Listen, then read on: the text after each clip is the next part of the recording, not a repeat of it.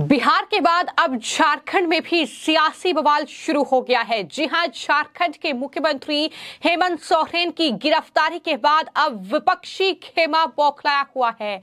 नमस्कार, स्वागत है आपका द न्यूज पर। मैं हूं आपके साथ शिप्रा सैनी। तो भ्रष्टाचारियों पर केंद्रीय जांच एजेंसी ईडी का एक्शन लगातार जारी है और अब जमीन घोटाले से जुड़े मामले में झारखंड के मुख्यमंत्री हेमंत सोरेन की गिरफ्तारी हुई है, जिसके बाद बिहार में आरजेडी के नेता तेजस्वी यादव से लेकर कांग्रेस पार्टी के नेता राहुल गांधी, प्रियंका गांधी वाड्रा और साथ ही समाजवादी पार्टी के नेता अखिलेश यादव से लेकर आम आदमी पार्टी के नेता बौखलाए हुए हैं। लगातार उनका बयान सामने आ रहा है, जहां तेजस्वी यादव ने यह कहा है कि अहंकार से चूर बीजेपी की हेकड़ी जनता तोड़ेगी, तो वहीं राहुल गांधी भी बौखलाए हुए हैं और ये राहुल गांधी की तरफ से पोस्ट करते हुए लिखा गया है कि बीजेपी सत्ता की सड़क में लोकतंत्र को तबाह करने का अभियान चला रही है। तो वहीं प्रियंका गांधी वाड्रा ने बीजेपी पर आरोप लगा दिया है कि विपक्षी शासित राज्यों में बीजेपी वहां की सरकारें गिराने का काम कर रही है। तो इस तरीके से अब बौखलाहट जो है वो बीजेपी पर ये तमाम विपक्ष के नेता निकाल रहे हैं। लेकिन इन सब के बीच मैं आपको ये बता दूं कि झारखंड में चूंकि झारखंड मुक्ति मोर्चा, कांग्रेस पार्टी और आरजेडी के गठबंधन की सरकार है, तो ऐसे में कांग्रेस और आरजेडी के नेता बौखलाए हुए हैं। तेजस्वी यादव जो कि खुद जांच एजेंसी का सामना कर रहे हैं, उन पर भी गिरफ्तारी की तलवार लटकी हुई है। लेकिन अब उन्होंने झारखंड के पूर्व मुख्यमंत्री हेमंत सोरेन का समर्थन किया है। उन्होंने मोदी सरकार पर केंद्रीय जांच एजेंसियों के दुरुपयोग का आरोप लगाया है। तेजस्वी ने आरोप लगाया है कि एक ही हफ्ते के भीतर बीजेपी ने बिहार, झारखंड और छत्तीसगढ़ में लोकतंत्र को तार-तार कर दिया। चुनाव में हार के डर से बीजेपी ये काम कर रही है। उन्होंने कहा कि बीजेपी अहंकार से चूर हो गई है, उसकी हेकड़ी जनता निकालेगी। तो जाहिर तौर पर आरजेडी के लिए ये बहुत बड़ा झटका है, क्योंकि आरजेडी बिहार में सत्ता से दूर हो चुकी है नीतीश कुमार के एक फैसले से, और यही वजह है कि तेजस्वी यादव इस तरीके की बौखलाहट उनकी तरफ से देखने को मिल रही है। लेकिन वहीं कांग्रेस पार्टी के नेता भी बौखलाए हुए हैं और तमाम कांग्रेस पार्टी के नेता लगातार बयान दे रहे हैं, चाहे फिर वो छत्तीसगढ़ के पूर्व मुख्यमंत्री भूपेश बघेल हों, फिर चाहे वो कांग्रेस नेता प्रमोद तिवारी हों या फिर कांग्रेस के बाकी नेता हों। वो आरोप लगा रहे हैं कि ये लोकतंत्र की हत्या है। उनका ये भी कहना है कि बदले की राजनीति हो रही है। क्या कुछ कांग्रेस पार्टी के नेताओं ने कहा है, ये जो हमारे राष्ट्रीय अध्यक्ष खड़गे जी ने जो बात कही है, वो अनुभवी राजनेता हैं और उन्होंने अनुभव के आधार पर कहा कि ये 2024 का चुनाव है, उस अंतिम चुनाव हो सकता है। ये जनता के लिए अलार्मिंग है कि जिस प्रकार से चुनी हुई सरकार को फर्जी केस में फंसा कर सभी, चाहे विपक्षी जितने नेता हैं, उसके खिलाफ कार्रवाई की जा रही है। तो ये प्रजातंत्र की हत्या की कोशिश है और बिना विपक्ष के ये लोग देश चलाना चाहते हैं। इसका मतलब ये है कि दूसरे शब्दों में ये कहा जा सकता है कि तानाशाही रवैया है।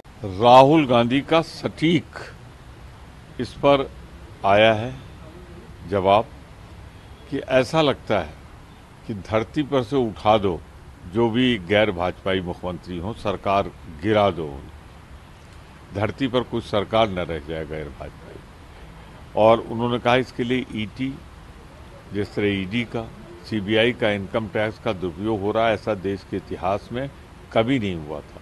जिनको लोकतंत्र में विश्वास है वो निश्चित रूप से इसका जबरदस्त ढंग से सिर्फ आलोचना ही नहीं करेंगे, इसके खिलाफ एकजुट होंगे। सदन में उठाएंगे आप लोग बात? निश्चित रूप से कल ही मैंने कह दिया है कि ईडी, सीबीआई और इसका दुरुपयोग, जो हमारी रणनीति समिति की बैठक हुई थी स्ट्रेटजी कमेटी की, निकलकर मैंने वही कह दिया।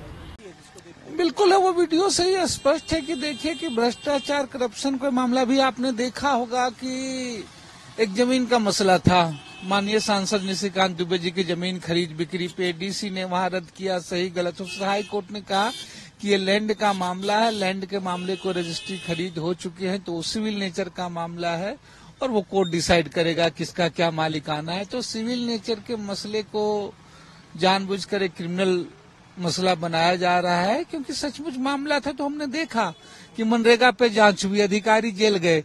अगर उस पे जांच होती तो राजनीतिज्ञों तक नहीं पहुंची, क्योंकि किन तक आंच पहुंच रही थी सारे लोग जानते हैं। भारतीय जनता पार्टी के शासन में संरक्षण मिला, वो मामले क्लोज कर दिए गए।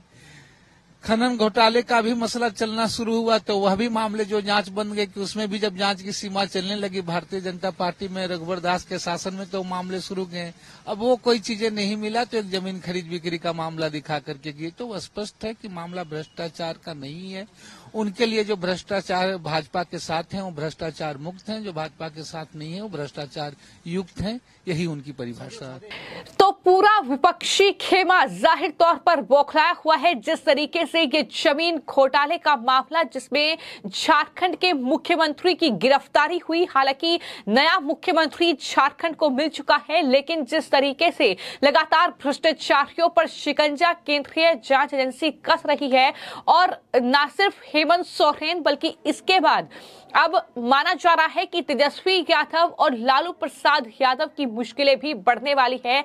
जिस तरीके से नौकरी के बदले जमीन का ये मामला है, जिसमें पूछताछ लगातार उनसे हो रही है। लेकिन बात अगर राहुल गांधी के पोस्ट की जाए, जो उन्होंने हेमंत सोरेन की गिरफ्तारी के बाद किया है, तो राहुल गांधी ने अपने पोस्ट में ये लिखा कि ईडी, सीबीआई, आईटी अब सरकारी एजेंसियां नहीं रही हैं, अब ये बीजेपी की विपक्ष मिटाओ सेल बन चुकी है। तो ये बड़ा हमला राहुल गांधी ने बोला है और कहा है कि खुद भ्रष्टाचार में डूबी बीजेपी सत्ता की सनक में लोकतंत्र को तबाह करने का अभियान चला रही है। तो वहीं बहन प्रियंका गांधी वाड्रा भी पीछे नहीं रही, उनकी तरफ से भी बीजेपी पर तमाम आरोप लगाए गए और कहा गया कि विपक्ष मुक्त संसद, लोकतंत्र मुक्त भारत, सवाल मुक्त मीडिया और सौहार्द मुक्त जनता, बीजेपी सरकार का यही लक्ष्य है। सारे राज्यों में एक एक करके सरकारें गिराई जा रही हैं, विपक्षी नेताओं को प्रताड़ित किया जा रहा है। जो बीजेपी में नहीं जाएगा वो जेल जाएगा। उन्होंने ये भी कहा कि झारखंड के मुख्यमंत्री हेमंत सोरेन को ईडी ने गिरफ्तार किया, प्रताड़ित करना और उन्हें इस्तीफा देने पर मजबूर करना इसी कुत्सित अभियान का हिस्सा है। बीजेपी को यह भ्रम है कि वो 140 करोड़ लोगों की आवाज को कुचल सकती है, लेकिन जनता हर जुल्म का जवाब देगी, ये भी उनकी तरफ से अपने पोस्ट में लिखा गया है। तो वहीं अखिलेश यादव भी पीछे नहीं रहे और अखिलेश यादव ने यह लिखा कि झारखंड नहीं झुकेगा। झारखंड में बीजेपी का आदिवासी विरोधी चेहरा सामने आया है, तो इन्होंने यहां पर जाति कार्ड खेल दिया है और ये कहा है कि आदिवासी चेहरे को परेशान किया गया है। हेमंत सोरेन जो हैं वो साहसी योद्धा हैं, ये अखिलेश यादव लिख रहे हैं और उन्हें इस तरीके से जो है परेशान किया जा रहा है, उन्हें इस तरीके से गिरफ्तार किया गया है, उनके साथ ऐसा बुरा व्यवहार किया जा रहा है, ये झारखंड के जनमत का अपमान है। ये तमाम बातें अखिलेश यादव लिख रहे हैं। लेकिन मैं आपको ये जानकारी दे दूं कि फिलहाल जो कहीं न कहीं तमाम राज्य हैं उसमें जो विपक्ष के नेता हैं, फिर चाहे वो झारखंड में हेमंत सोरेन हो, फिर चाहे वो बिहार में आरजेडी के नेता तेजस्वी यादव हो या लालू प्रसाद यादव हो, इसके अलावा बात अगर कांग्रेस पार्टी के नेताओं की जाए तो लगातार वो केंद्रीय जांच एजेंसियों की जांच का सामना कर रहे हैं भ्रष्टाचार के अलग अलग मामलों में और लगातार उन पर एक्शन हो रहा है। लेकिन एक्शन से किस तरह से तिलमिलाए हुए हैं ये अब कहीं ना कहीं देखने को मिला है। जिस तरीके से हेमंत सोरेन की गिरफ्तारी पर यह प्रतिक्रिया सामने आई हैं, लेकिन मैं आपको ये जानकारी दे दूं कि दरअसल चंपई सोरेन को झारखंड का नया मुख्यमंत्री बनाया गया है और इस पूरे जमीन घोटाले की अगर बात की जाए तो राज्य में सेना की 4.55 एकड़ जमीन की खरीद फरोख्त का ये पूरा मामला है और आरोप ये है कि फर्जी नाम और साथ ही एड्रेस के आधार पर ये जमीन की खरीद फरोख्त हुई है। रांची नगर निगम की शिकायत पर ईडी ने यह मामला दर्ज किया था और बड़गई अंचल के राजस्व उप निरीक्षक को गिरफ्तार भी किया गया था और उस उप निरीक्षक के घर और फोन से कई सरकारी दस्तावेज मिले थे और उन्हीं सरकारी दस्तावेजों को लेकर हेमंत सोरेन से ईडी ने कई घंटों की पूछताछ की, कई सवाल उनसे दागे और हेमंत सोरेन से कई पूछताछ करने के बाद घंटों की उसके बाद उनकी गिरफ्तारी हुई है। तो ये पूरा मामला सेना की जमीन से जुड़ा हुआ है। जमीन खरीद फरोख्त का ये मामला है जहां पर फर्जी एड्रेस और फर्जी नाम के साथ ये जमीन खरीदी गई है और इस तरीके से ये बड़ा घोटाला हेमंत सोरेन ने किया है, जिसके बाद उनकी गिरफ्तारी इस पूरे मामले में हुई है। लेकिन उनकी गिरफ्तारी विपक्ष के इंडी अलायंस के लिए बहुत बड़ा झटका है, इसलिए इस तरीके की बौखलाहट जो है वो अब विपक्षी खेमे में दिखाई दे रही है। फिलहाल आपकी इस पूरे मामले को लेकर क्या राय है, हमें कमेंट बॉक्स में जरूर लिखें। धन्यवाद।